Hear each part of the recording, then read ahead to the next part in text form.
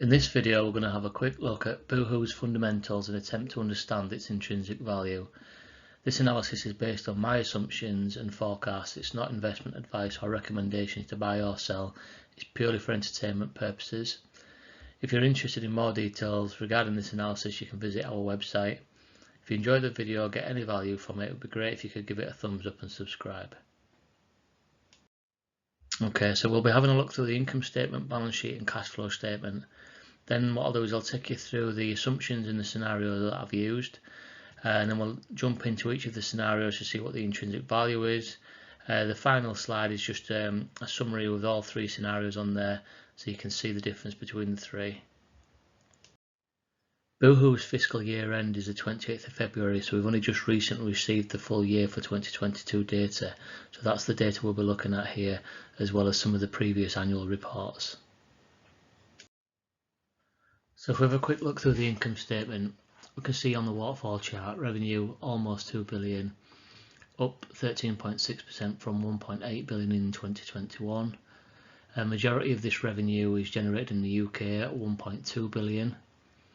Cost of sales increased 17.7% to 942 million. That's up from 800 million in 2021. Operating expenses include 517 million of distribution costs, 515 million of administrative costs, and almost 36 million of the operating expenses are categorised as exceptional items. If we have a look at the growth, then you can see this has been declining. Growth for revenue, gross profit, net income and EBITDA all declined in 2022. Net income and EBITDA didn't grow at all, it actually declined versus 21. Net income even finished off negative for end of year 2022. Next, if we take a look at the balance sheet, first of all, looking at the assets, inventory was at 279 million and is the biggest proportion of current assets. This is up significantly from 145 million in 21. Regarding inventory, 262 million of this inventory is for finished goods, 17 million is returns expected back from customers. PP&E makes up the majority of non-current assets at 399 million. It is also up considerably from 142 million in 2021. These PPE numbers also include the right of use assets of 49.7 million. Next, if we look at liabilities, we can see accounts payable at 98 million has doubled from 48 million in 2021. Short-term borrowings include 100 million of interest-bearing loans and borrowings, as well as 7.9 million lease liabilities. Non-current liabilities of 72.4 million are up overall from 17.7 million. And then over to equities, share capital of 12.7 million includes an additional 4.4 million shares which were issued under the share incentive plans. Additionally, almost 64,000 new ordinary shares were issued to non-executive directors as part of their package. Other common equity includes minus 75.6 million earnings before tax reserve, 31.9 million shares to be issued from the PrettyLittleThing.com acquisition, 10.2 million hedging reserve, as well as minus 795.5 million for other reserves, and these are predominantly made up of acquisition reserves for PrettyLittleThing.com and also reorganisation reserves. Onto the cash flow statement now. If you have a look at cash from operations, we can see depreciation expenses. They include depreciation of PPE as well as amortisation of intangibles. This includes acquisition of new brands. Changes in working capital is mainly driven by changes in the inventory. Other activities include 26.1 million share-based payments and 1.6 million of finance expenses. Looking at cash from financing, we've got £7 million worth of common stock was issued, £19 million worth of shares were bought back over the period. There's 100 million of new debt was issued, with a further 225 million available on a revolving credit facility.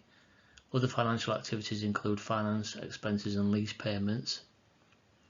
Cash from investing, fairly simple view, it's all focused on CapEx. This includes 32 million in intangible assets acquired and 230 million in PPE. mainly driven by additions in land, building, fixtures and fittings.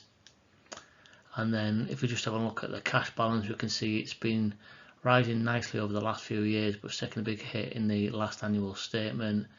Again, this is driven by spending on investments, but also the big decrease in cash from operations. That's our quick review of the financial statements. Now we'll have a look at the DCF models. First of all, I'll just take you through the assumptions that I've used in the models. So you can see on the left hand side there, tax rate of 21%, discount rate 8.9%, which is the weighted average cost of capital. Growth rate I've used a 2.5%, EBITDA exit multiple of 8.4. Transaction date when I started using the data was the 8th of the 6th. I've already mentioned the fiscal year end for Boohoo is the 28th of February. The time of doing this analysis, the stock price was at 78 pence. Shares outstanding was 1.2 billion, debt was 152 million, cash 116 million. Okay, so you can see there I've done 3 scenarios here. As I said, there's more details on the website, but what we've got here with the base case scenario, we've got the forecasted growth of 3%, 15, 13, 3 and 11%. This is slightly below the average and the median from the analyst projections. I can see that this spits out in the model unlevered free cash flow for the next 2 years is negative, but then that rises up in 2027 to 101 million. For the bear case scenario, the growth rate we've got is 0 for this year, then 3%, 6%, 7 and 10%. Again, this is slightly below the lowest of the analyst projections. This kicks out unlevered free cash flow negative for the next 3 years and rising to 83 million in 27. And the bull case, we've got 8%, 20%, 15, 13 and 13. Again, just slightly below the top level of the analyst projections. And then in the model, this kicks out unlevered free cash flow. Again, still negative for the next 2 years, but by 2027 we've got 159 million unlevered free cash flow. So if we take a look at some of the details in the DCF model, starting with the base case scenario, I won't go through all the calculations, but you can see there we've got the unlevered free cash flow, which I've already gone through. This is then adjusted slightly based on the time periods. Terminal value in the top right hand corner, we've got the EBITDA exit multiple and the growth rate exit. EBITDA is slightly higher, but for this model we take the average there, you can see it's almost 1.9 billion. The terminal value and then the unlevered free cash flow added together gives us the total adjusted unlevered free cash flow. Then if we look at the net present value, we've got the total net present value almost 1.3 billion. We plus cash less debt, we get the equity value, divide that then by the shares outstanding, and then we get the equity value per share, which in this case is almost 97 pence. We can see there as well, like I said, at the time of doing this analysis, the current stock price was about 78 pence. So in this instance, we've got a market value of 78 pence, intrinsic value of 97 pence. So we've got a 18 pence or a 23.6% upside. If we have a look at the same thing then for the bear case scenario, we can see it's exactly the same setup, same calculations. The only difference being we're now using the bear case scenario revenue growth projections, and I went through the unlevered free cash flow for that. So we can see that is lower than the base case scenario. The terminal value is also lower. This all then feeds through to the net present value calculations. You can see that working its way through. And then at the bottom there, we've got an equity value per share for the bear case scenario of just over 75 pence per share. If we have a look at the chart and see how that marries up, we've got a market value currently of 78 pence. We've got an intrinsic value of 75 pence. So that's a 3 pence downside or a minus 3.5% downside. Now looking at the bull case scenario, got exactly the same thing again. Unlevered free cash flow is obviously higher. Terminal values again obviously higher.